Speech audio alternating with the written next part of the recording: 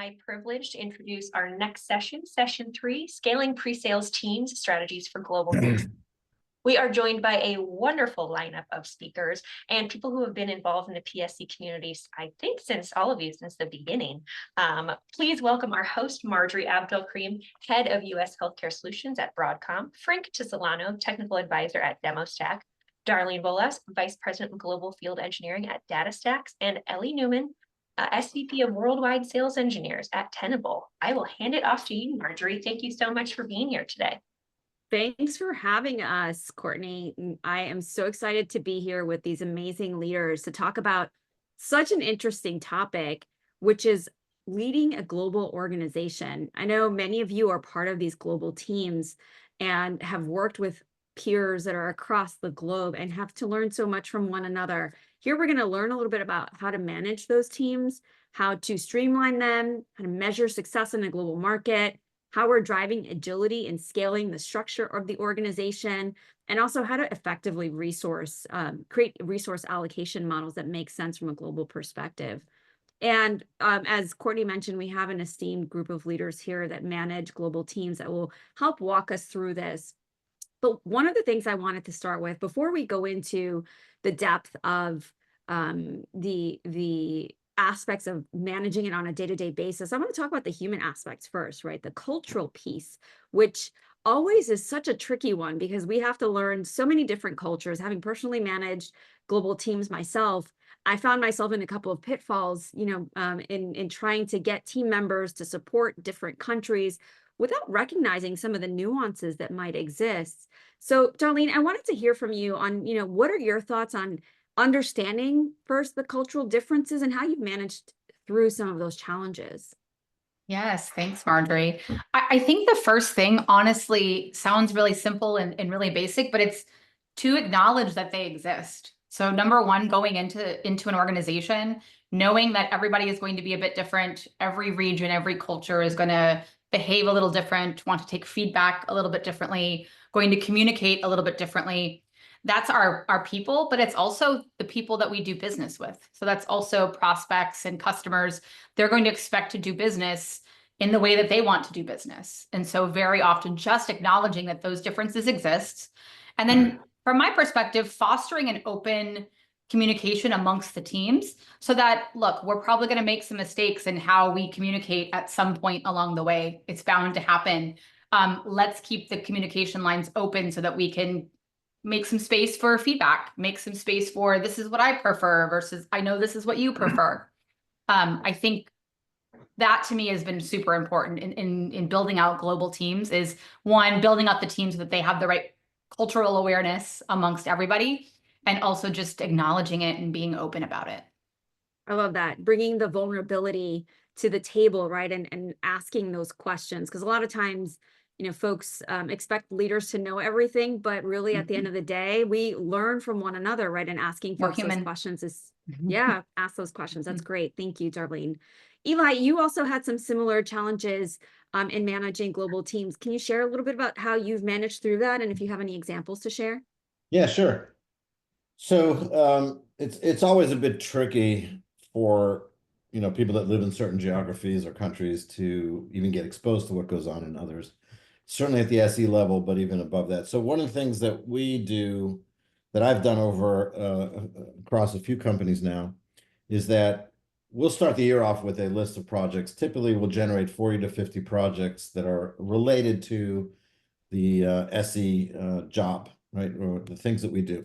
And then we open it up and get the volunteers to join in. We make sure that every one of those projects will have a collection of SEs from different, around the globe. In other words, I'm not going to have even if the leader, even if a manager of said project is, let's say, North America based, they still need to have at least one Europe, at least one LATAM, at least one APJ, and so forth. The other thing that we do is we match up. So, for example, my SE leader that runs North America is currently attached to the SE leader that runs APJ. They meet every other week and they specifically talk about cultural things. How does business run? What are the different challenges that they're seeing? And A, gives them each better understanding, but B, each of them has projects that actually have effect across the global team, right? So the guy in the North America is making decisions, not knowing how that might affect APJ or Europe, right? So I do this pairing, and then we rotate the pairing around and make modifications to it as we go. I love that example of, you know, having the leaders learn from one another, right? And building that trust within the leadership organization. That's fantastic. I love that recommendation. And you know, moving on to what our Hey, participants Marjorie. in yes. Sorry, if I can, I wanted to expand upon one thing that Darlene Sure. mentioned, and that is the cultural difference in terms of our sales process. What I found in certain regions, especially like in the DACH region, where they tend to want to drive the process a little bit more. Yeah, I found that to be interesting, where they kind of have their own process that we need to follow. The second thing is I found that with certain products, it wasn't just the execs making the decisions. They're more collaborative in terms of everyone within the organization has to agree upon, yes, this product is going to work for us. You know, you can't just sell to the C level or a level below. You got to sell, you know, top down and bottom up. Yeah, that is so true, right? Understanding how the sales cycle is managed differently and process also is perceived differently from country to country. Great point there, Frank. And, you know, Frank, I wanted to jump to you. Actually, one of our attendees is asking us this question, which is one that we were thinking about asking anyway as well, which is around metrics, right? So let's start with you on this. When you think about metrics and how you're assessing overall effectiveness of your SE or SA organization internationally, how do you evaluate that and how do you prioritize it, especially as you're entering new international markets? Honestly, I don't think it's different at all between my opinion, between the different geographies. I think you need to measure on conversion rates. Now, the conversion rate itself might be different, you know, depending on the product, depending on the competitors within a specific market. You might be looking to achieve a certain conversion rate, but I look at, you know, demo conversion rates, trial or proof of concept, proof of value, whatever you call that type of engagement. I look at those KPIs as the most important. That's fantastic. I think it's the outcomes, right, that you're looking at and the overall results of the business. Darlene, if you could share with us a little bit about the metrics that you've been looking at as well from your organization's perspective. What are your thoughts on the demo component that Frank just talked about and other things that you might have been doing? You know, I do agree that like having a standard metric across all regions makes sense. I think where the difference comes into play is the baseline for those metrics. I totally agree that they're going to be different. So depending on all the things that we just spoke about in terms of cultural differences and how people buy, we can't expect those numbers to be the same. And so using that data and assuming it's the same across the whole globe is gonna lead us astray in a lot of different places. But I think the other thing that I really like to do, especially from a global perspective, is look at the metrics that we can control. So things like like technical win or demo, how success of the demo, or number of activities, even though that's a whole other breakout to talk about that. But I think the things that we can control, that we have a hand in, versus the things that we influence and that we are a part of, but we don't necessarily control the entire thing. So closed won opportunities, total opportunities, total closed opportunities versus the dollar amounts. Those are all important metrics that we need to be measuring, but especially when it comes to figuring out the effectiveness of pre-sales team members in global markets, really looking at the things that we control so that we can continue to make them as best that we can. Thanks, Darlene. And Ellie, my apologies. I called you Eli earlier. It tends to be the default. So I will own that up to the cultural question, right? We should always ask the question about proper pronunciation. But hey, your thoughts on this, right? I know that you also have been doing some activities around your POV win rates and conversion rates. Share with us a little bit more about what you're doing there. Yeah, first of all, I do agree. I think over the long term, the metrics should be fairly consistent across international boundaries. Something Frank mentioned, I 100% agree, and you have to be careful with that. DOC, France, Japan. There's a number of examples where the sales cycle tends to be far more technical depth, and therefore I don't call them POCs, proof of values. The POV could be different, and we have to just be ready for that. So if your POV duration, for example, tends to be a little bit longer in Germany, France, Japan, using the three I mentioned so far, that's got to be the acceptable thing. You just have to understand that that's what will happen. The other thing that there's two other things. One Frank mentioned was the demos. So we do look at custom demos or tailored demos versus POV. So in general, we find this fairly consistent around the globe. If the SEs can do a good job on a tailored custom proof of value, meaning what are the 2, 3 things that that customer really wants in order to achieve a desired business outcome or desired technical outcome. And I do that in a demo without a whole lot of, let me show you all the buttons. No, let me show you 3 things, 4 things. The tendency is that I have fewer POVs to do in the first place, which of course we all desire. The last thing I want to mention is something I call proof to close, PTC. And that is the number of days from the time you can do it either way, from the time you start or end. Most people do it from the end date. POV has ended, the deal is won or the deal is lost. What is that date? Well, how many days are we talking? That will give you a pretty good indication of what is happening region by region. And obviously in regions where there's an awful lot of legal back and forth, which actually is probably is trending up right now in the US for sure. More people have to sign, more due diligence on the legal side. Those things will take longer, but the PTC tells you an awful lot about the sales cycle. Was the proof of value, if you had a proof of value, was it used too early, or it was used as a closing tool? And that again, just accept the fact that there are some differences in terms of countries. Some countries will almost require that you have a POV before you even start negotiations, not even negotiate, before you even start an RFP, right? There's that angle to it too. So you just got to be ready for these nuances. Yeah, it's super complex as you're thinking about managing and driving success with the variety from country to country, legal stands, again, business practices to what Frank was talking about earlier.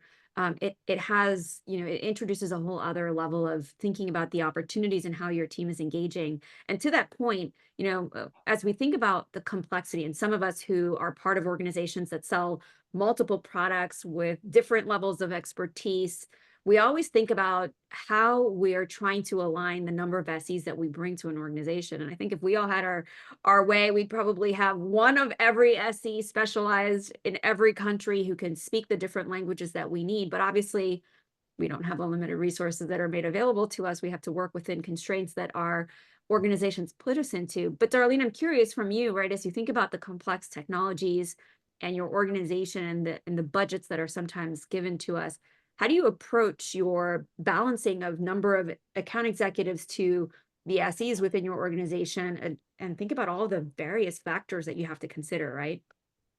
Absolutely. I'd say, at some point, typically I will have created what I think is sort of the number of the ratio for an org.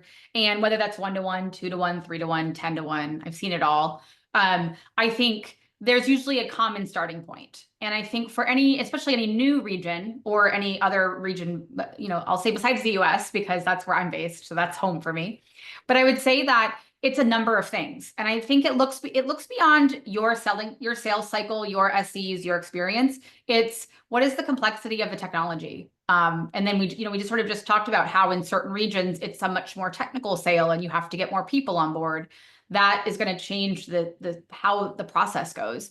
I would say the maturity of the market is super important. So if we're going into a brand new market and nobody knows who we are versus I'm a brand recognized and I can just walk into a room and start talking, those are two very different business situations. And likely we're going to need some different resourcing depending on that. I would say sort of the targeted segments, if we've got more enterprise in a particular region versus more SMB or commercial or startups, then obviously that's going to change things. And then I would say also the availability of talent. I hate to say that that's part of it, but you can't find good SEs every single place in the world with all of the different things that you need. And so honestly, sometimes it comes down to where can I get talent? How can I staff this up with what I've got? And so I tend to take the ratios that I know work in other regions and start there. And then what I really want to do is keep a check on things, keep a pulse point. I do that through one-on-ones with my regional leaders and make sure, hey, how is the team doing? Where are we seeing gaps? Where are we being successful? Where are we not?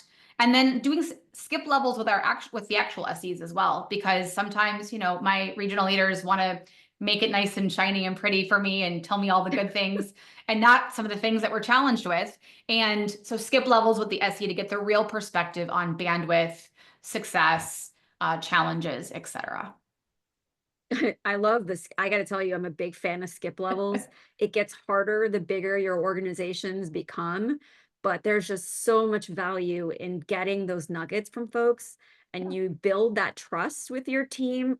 And the things that you hear, sometimes you're like, really? Because that's Like, not what your oh. boss is saying. Absolutely. I love that. They're key. And they are key.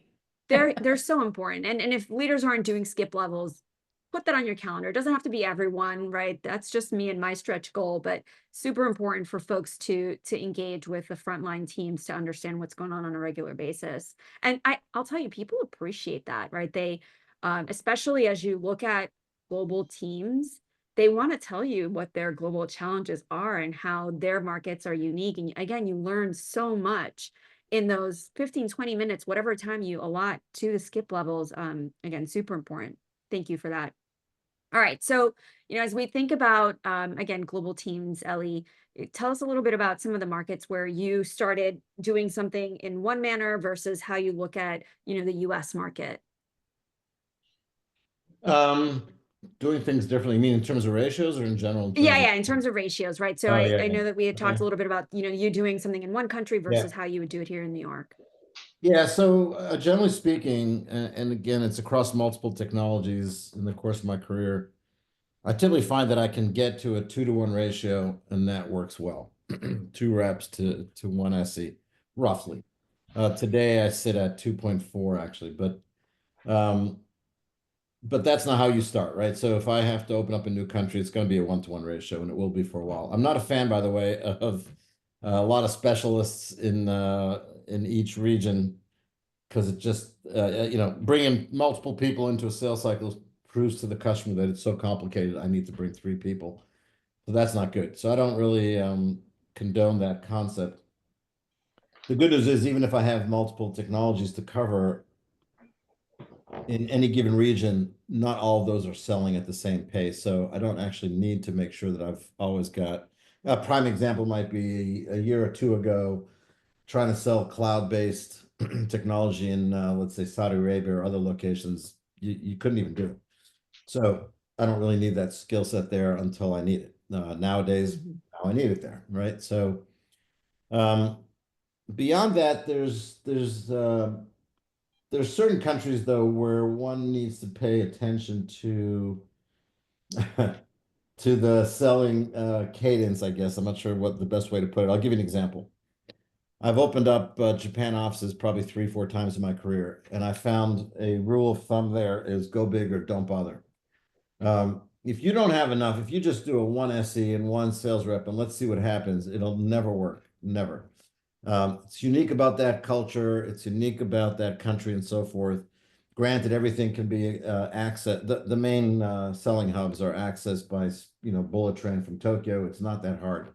However, you definitely need people that can tackle what tends to be a fairly heavy sales cycle. And again, for the numbers are important. So you learn over time based on the technology where you need to open up more. In fact, I remember back in the day, I was competing with Palo Alto, really early days, next gen firewall, and they dropped in 35 people when they opened the Japan office. So I wasn't even close to that. Now we competed pretty well with them, but nonetheless, it made all the difference in the world, and they kind of own that market nowadays on the firewall side. So So those are some of the nuances to think about. It's just tends to be different. There's one other aspect which we may hit at a slightly different question, and I'll just say very briefly, you got to be careful of local labor laws. So when you hire too many people, you could get stuck because of labor laws with some bad hires for a long period of time. So you have to just be careful. Nothing wrong with those labor laws. They protect the employee, but you want to be really careful in certain locations on how many people do you bring in at any point in time as you grow that region.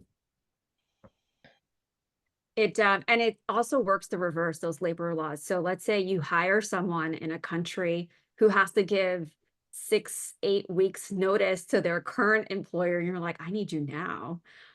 So definitely on that, it's about planning well ahead. And if you know that you're going to have vacancy as you're looking at hiring, make sure you understand how quickly you can bring someone on board, because then you've got the ramp up and ramp up time. Frank, I you have had a that little bit more of a experience. scientific approach to that. Oh, sorry, go ahead. That's right. Yeah, that's right. But I just want to make a point about that.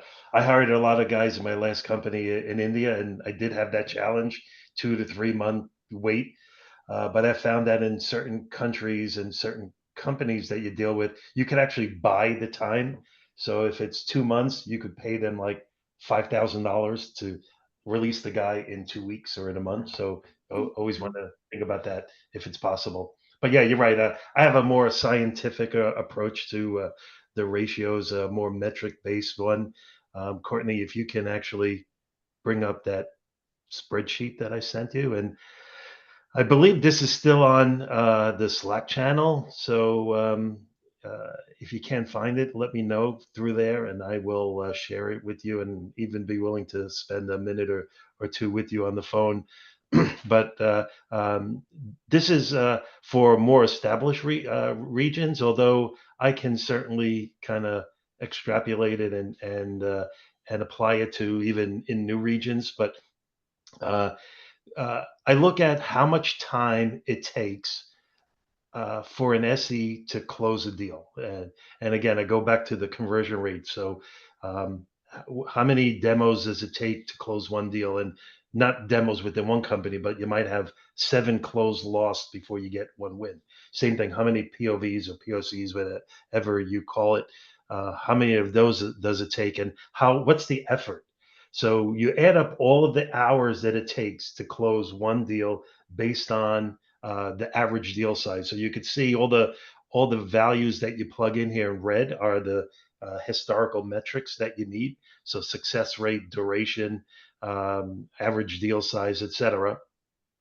So you come up with a number. So it takes, 70 hours of an SE time to close one deal, and not just one deal, but their overall activity across all closed wins and closed losses. And then you determine, okay, based on that, how many deals do we need to close for that rep in that region to make their number? And then finally, how many SEs do you need based on the number of hours that they contribute? So it's a typical 40-hour work week, but as everybody knows, there's a lot of time dedicated to internal types of activities, cadence calls, training, those types of things. So this calculator kind of helps me set kind of a general idea of what the requirements are, and then I work from there. That's awesome. And for folks that are on the call, I'm guessing we're going to be resharing this on the Slack channel just in case it was missed. Is that correct? Yes. Okay. There we go. Courtney just responded. We're good. So for folks that are hoping to get access to this, it will be available for everyone within Slack. All right. So, kind of just moving on from some of the scientific stuff of things or trying to measure, let's think a little bit about challenges. And I'm curious to hear from the team here in terms of some of the significant challenges that you all have faced in scaling these teams. Because to what you were talking about, Ellie, earlier, right? You were talking about how breaking into new markets sometimes requires specific consideration, and you touched on it. And then we also talked a little bit about culture. Tell us a little bit more about some of the scaling challenges you've had. Yeah, I think so. On the scaling,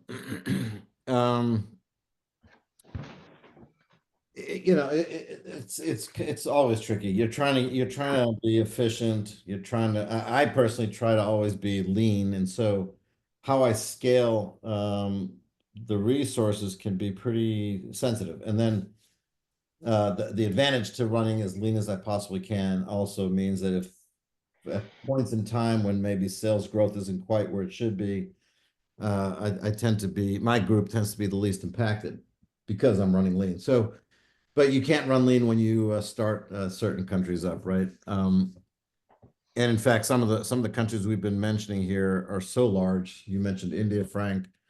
I mentioned Saudi Arabia. Those are places where you can't even go one to one. You probably, India, I don't know how you get by without at least 3 SEs to start with. Saudi, you've got to at least have 2, East and West, and so on. Otherwise, they're just flying all day long. They're not getting any work done. Beyond that, the scale is a little, there's some challenges on scaling relative to the skill sets that are available in each of those regions that you need and you can or cannot get. In cybersecurity, where I am, it's particularly sensitive because it's really hard. I don't even know the latest metric, but there were 1.5 to 2 million cybersecurity jobs unfilled at any point in time. And so, trying to find the right skill set is tricky. It's a whole nother topic if you want to get into it. Happy to go there because we have to do some very creative things when it comes to the skill sets. But these are the typical challenges when it comes to scale. But like I said, I've always been successful at moving the scale, like I said, to a 2 to 1, roughly a 2 to 1 ratio, and then maintaining that ratio, which it can be challenging, but it also leads to what I have found is it leads to pretty high retention rates. So it helps me out a lot. And I'm gonna throw a bit of a curveball here in this, I'll make sure that we use this as a follow-up as well for everyone. One of our attendees asked about whether or not we're I guess I'm going to change this question a little bit. So Michael DeMaio asked, are we distinguishing traditional pre-sales and digital pre-sales? But what I would like to twist it to is, are you considering a digital model or, inside model in those countries where it allows for it and you can have the language distribution for these countries where, scaling out probably isn't going to be an option, or you're still trying to figure out, do I fully want to build out there? So curious, Ellie, from your perspective, to follow on to your question, are you thinking about that at all? Yeah, I just missed something in your question. On the digital side, you mean? Yeah. Like, are you incorporating digital or inside models as part of your strategy as you're building out new markets? Yeah, the answer is yes. And again, you have to know the cultures that you're dealing with. There are cultures. Middle East is probably a good example. Generally speaking, those are not areas that like to do anything digital, right? We did it during COVID. It was quite the adjustment for many of the Middle East countries, but once COVID was over, they expected people to be in front of them in person. And so, again, that's a cultural thing, whereby the digital aspect is tricky. I also have been successful at putting together some offshore teams that can handle maybe on the smaller account size, the smaller segment, SMB and below, so to speak, where it's more acceptable to have a digital presence, and I can, at a lower cost, have individuals that can sit there and run demos for anywhere in the world, right, around the clock, 24/7, and that's much more acceptable. It's acceptable to the smaller markets. It's again, may not be acceptable in every country around the globe, but most of them, particularly in the smaller market size, smaller account market size, it works just fine. And that, of course, gets me more people at a lower cost doing a lot of the more minutia type stuff that can be done that way. Yeah, the repetitive framework oriented activities that, like a pre-canned demo, that kind of stuff, I think is fantastic in a central office, digital center, whatever teams are calling. Honestly, one other point, since you said pre-canned demo, not always. So when I first did this, it was because I wanted custom demos that were built with the value prop in mind. So we knew what the customer was really focused on. That at that company, this is before where I am now, we wanted that demo to be built very specifically to show that off, and that took time. And so what we would do is we had a simple form, the SE filled it out, sent it across the pond, went to sleep, woke up, got the link for their demo package all ready to go, and they could run a demo. So not just pre-canned, but also highly customized The demo. custom. Oh, absolutely. Yeah. It's where you start, right? I think there's always that fear of, well, digital inside, they don't know our business. Okay, let's do this easy stuff to introduce it and get people excited about it and start Yeah. expanding that portfolio. Frank, going back to the original question around challenges, globally, curious to hear what you've faced and what you've seen and how you've overcome them. Anything specifically in terms of challenges? No, whatever you want to share. I think we've probably covered a lot of it in terms of the culture is probably the biggest thing. The language differences. I think one thing that I don't know if we've mentioned it yet so far, but I found that in certain companies the competitors were different across the different markets. So that I think that's one of the bigger challenges is making sure that your teams are well versed in terms of competitive intelligence across the different markets. We see some products sold primarily in Europe or in Asia, not necessarily sold in the US and vice versa. So taking that into consideration in terms of training your teams, in terms of building, as I said, the competitive intelligence, that's probably to me, one of the bigger challenges. Yeah, I would say that definitely the cultural aspect of it tends to be the biggest one that we all face. And I think, Darlene, you've come across that as well, correct? Absolutely. I would say, in terms of challenges, there are a couple that come to mind. I mean, there's plenty, but a couple that come to mind in particular. One is in particular to cultural differences is the communication styles. And like, for example, how we give feedback to somebody can be vastly different. In the US, we tend to sort of sandwich it. Like, here's a good thing, and then here's the thing I want you to fix, and then here's another good thing. For better or for worse, we tend to do things like that. Where in other places, the feedback should just be direct. Otherwise, it's going to get lost in the mix. So I think understanding that and getting a sense of what your team prefers and culturally how they might tend to behave is super helpful, especially with your leaders. Like, I would expect a leader to be, in those regions, to be able to be aware of those for their own team, but from a global perspective and looking at it all, being able to know that. I would say we've touched on language needs, but I think that's super important. This is a huge challenge because there are a lot of times where you fit in, like, okay, I have this SE who's in, I think the example somewhere was like Italy, and they can speak French, so we can put them here. But in reality, when you're selling to France, they want to speak in French. When you're selling to Germany, they want to speak in German. So balancing like that, is this an okay solution versus what is the optimal solution when it comes to languages and preferences and how you staff your teams? Super, super important.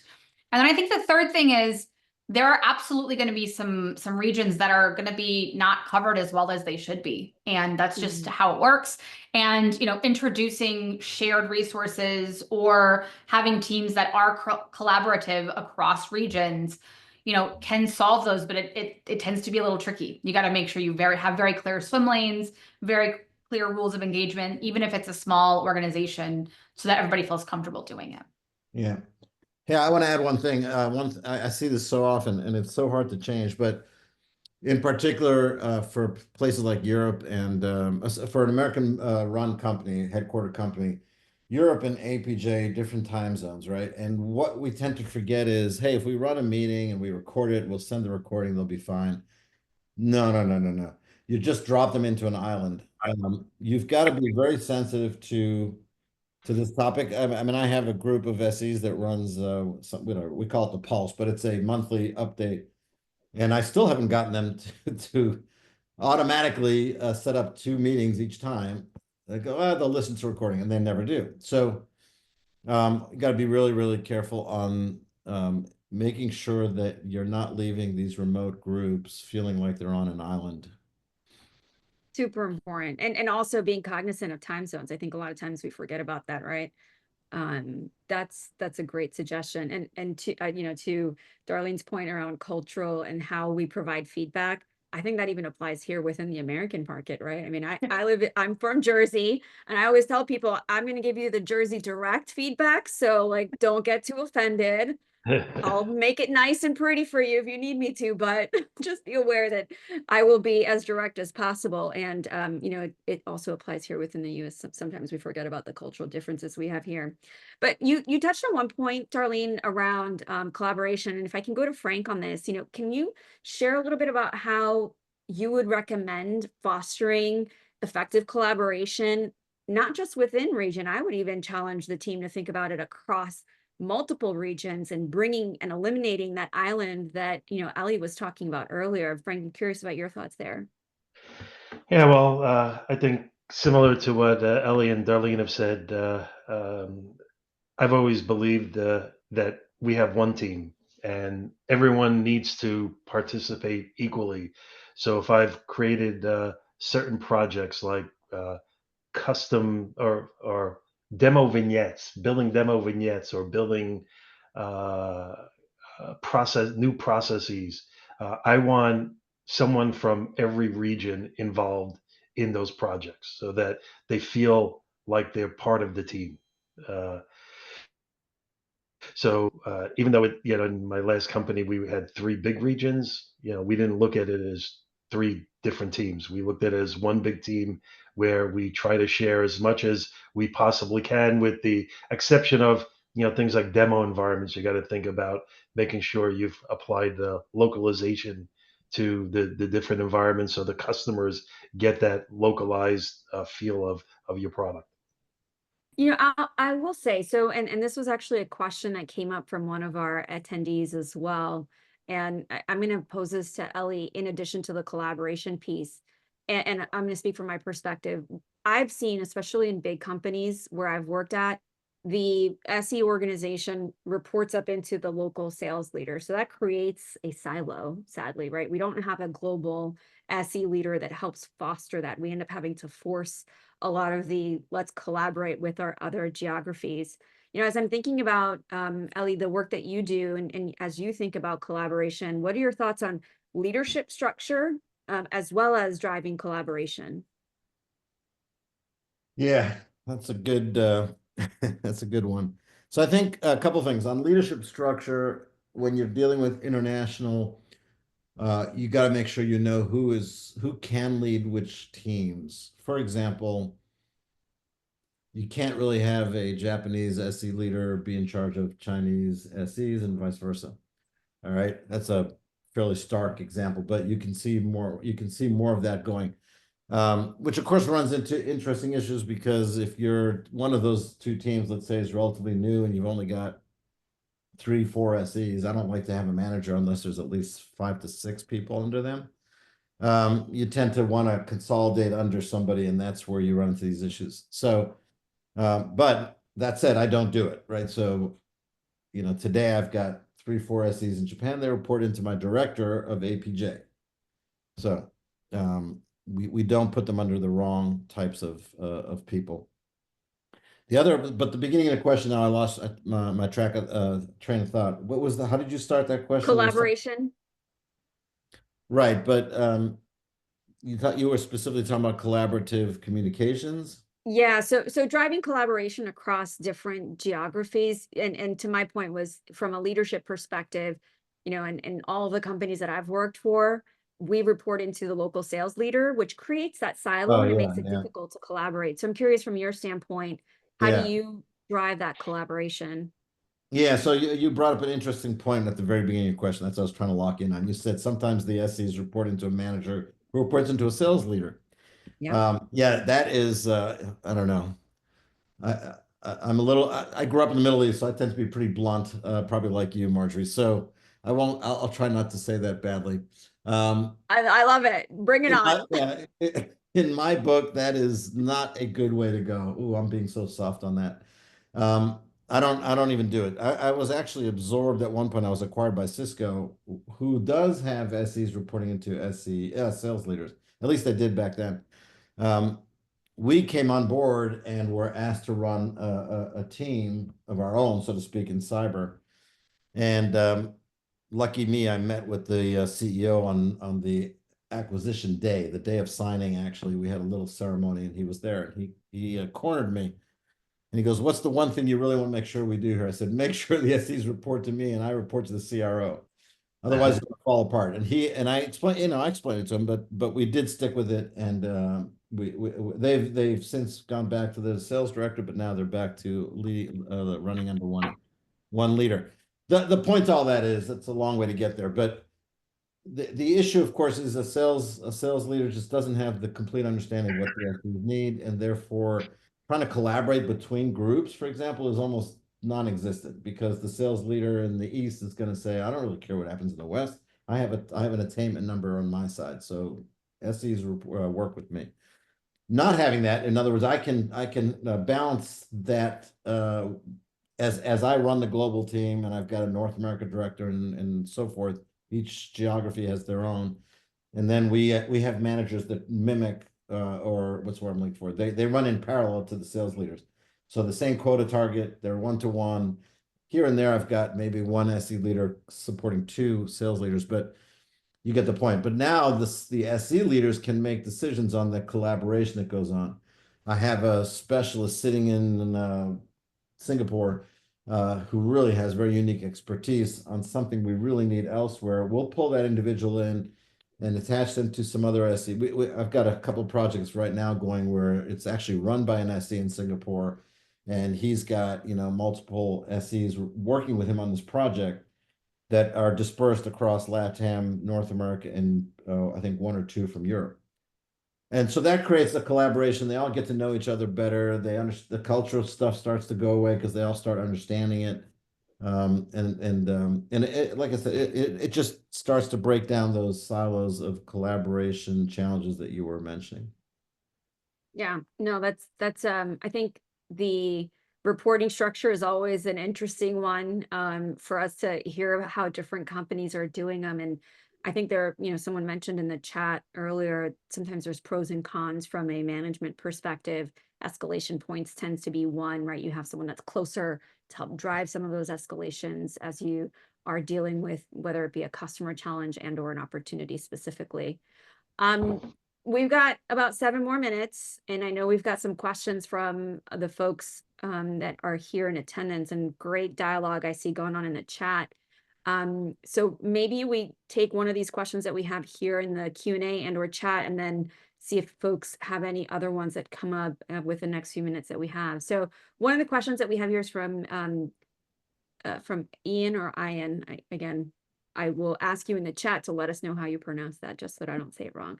But 1-to-1 ratio we find is fine until the AE side of the partnership has a reduction in closed won success. Would you recommend rotation of the AE SE partnership? If so, how frequently? Anyone want to take that one? Ooh, yeah, I mean, I do multiple things on that front. It just depends, and each situation is different, and it also depends on the SE themselves, the personality. So you mentioned two things in that question. The first one is, what if the AE, I think what you said is if the AE leaves or there's a reduction. So I'll give you a live example. Thailand, I had an SE who I knew really well. He'd worked with me for years across 3 companies. 1-to-1 ratio with the sales rep leaves.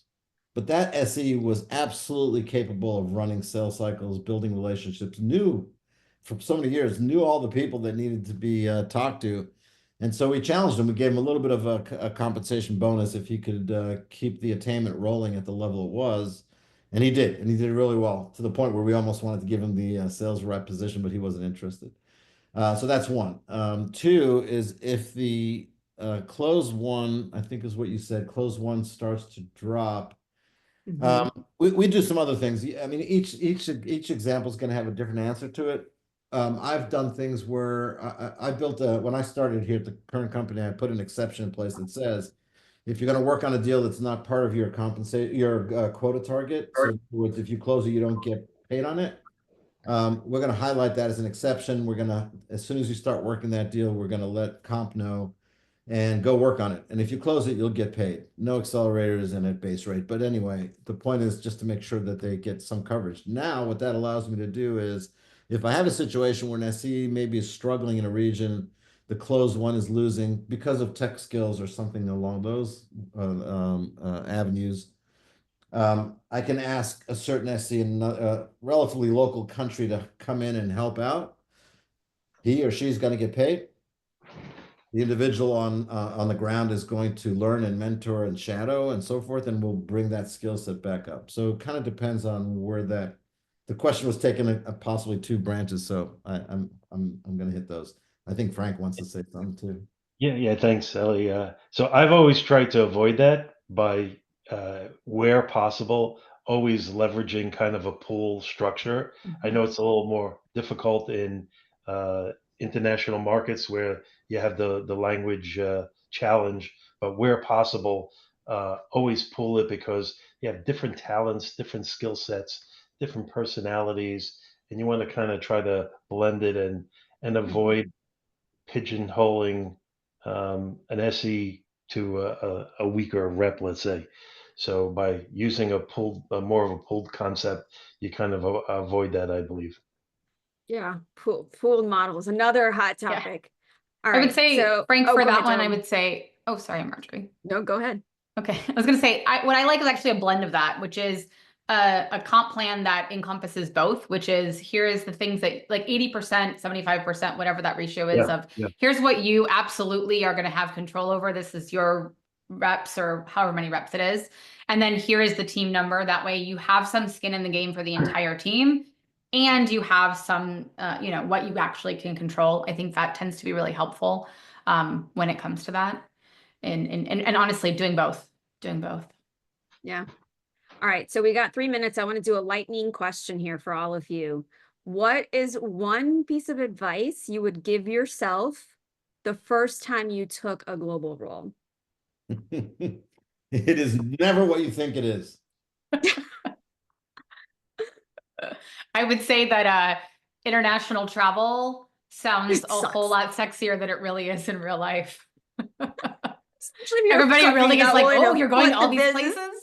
Oh, No, it is especially not if you're as not fun willing as to you foot think. the business class flight and you're like stuck in like economy for like a 10-hour flight. Those are torture. All right, Man, Frank, what's the sure.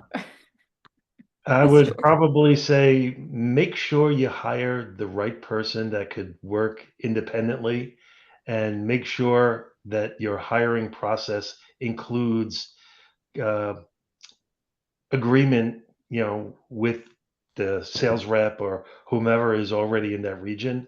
You want to make sure that the culture works, that the personalities work, those types of things. Yeah. I would say one thing beyond my funny line there. One thing I found very difficult over the years is to find to take the people that you believe are good leaders that could become global and get them the global experience. It's crazy hard.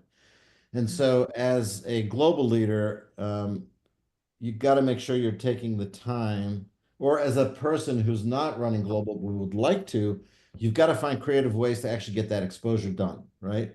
And so hence I've got things like my North America is working with APJ right now, and he's been working for years with the MIA, so he's gaining it.